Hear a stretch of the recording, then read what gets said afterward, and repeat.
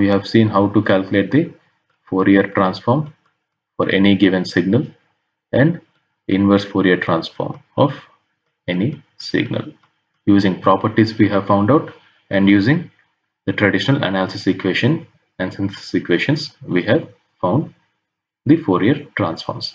Now we will see Fourier transform for periodic functions. First we have discussed Fourier series. Fourier series we said it is only for periodic signals, and then we said Fourier transform is for non-periodic signals, right?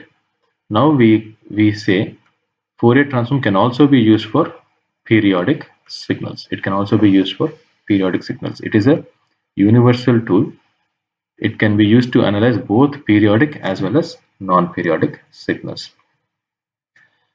Now, f of t is a continuous periodic function that we are considering, and since it is a periodic function, I am saying it has a period t.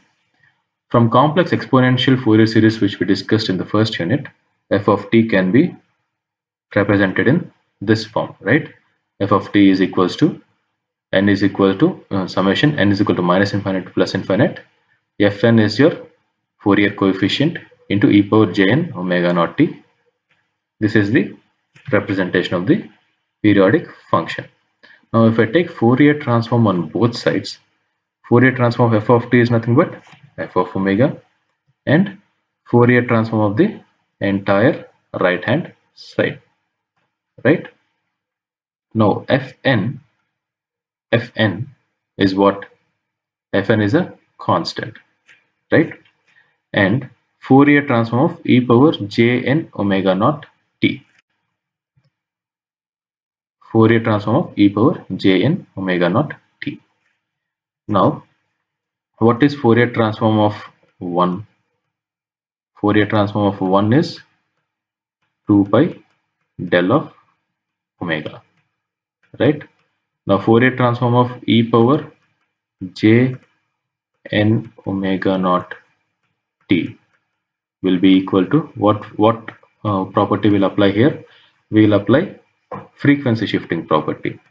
So by frequency shifting property, the Fourier transform is going to be equal to 2 pi into del of omega minus n omega naught, right? N omega naught. So this is what we found out. Now instead of Fourier transform here, this part, I am going to substitute my Fourier transform, right?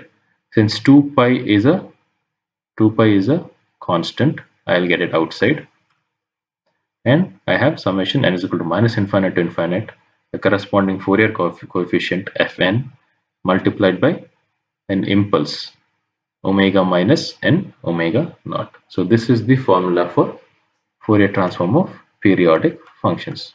My left hand side is nothing but my Fourier transform. 2 pi summation n is equal to minus infinite to plus infinite fn del of omega minus n omega naught. So if I give a periodic function, let us say my periodic function is something like this, right? If I give a periodic function, and if I was asked to find a Fourier transform of this function, so what I should do first? First, I should calculate the Fourier series coefficients, right? Fourier series coefficients. I'll calculate fn, the complex exponential Fourier series I will use and calculate fn, and then I will substitute the value of fn in this formula. This is the formula for Fourier transform of periodic functions. So I'll just substitute the value of fn and in this equation, that is my Fourier transform. So if I have to find the Fourier transform of periodic functions, first I should find the Fourier series coefficient of the periodic function, the complex Fourier series coefficient of periodic function, and as I should substitute that in fn. So Fourier transform of periodic functions is nothing but a train of equally spaced impulses, right? Train of equally spaced impulses. If you look here, this is summation of This is nothing but an impulse. So at n is equal to 0, there is an impulse. At n is equal to 1, there is an impulse. N is equal to 2, there is an impulse. N is equal to minus 1, there is an impulse. And so on, right? From minus infinite to infinite, there are number of impulses. So it is nothing but a series of impulses. At 1, there is an impulse. At 2, there is an impulse. At 3, there is an impulse. At 0, there is an impulse. At minus 1, minus 2, minus 3, there are impulses. What is changing here?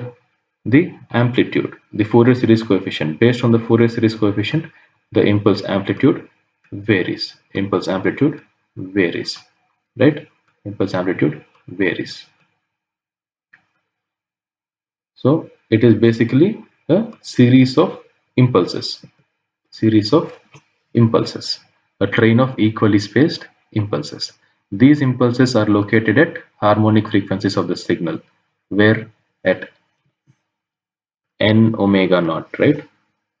Plus or minus n omega naught, we have these impulses from minus infinite to plus infinite. And the strength of each strength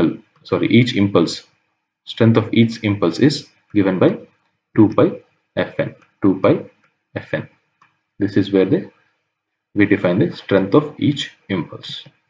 So this is the Fourier transform for periodic functions. So in the next video, we'll discuss sampling.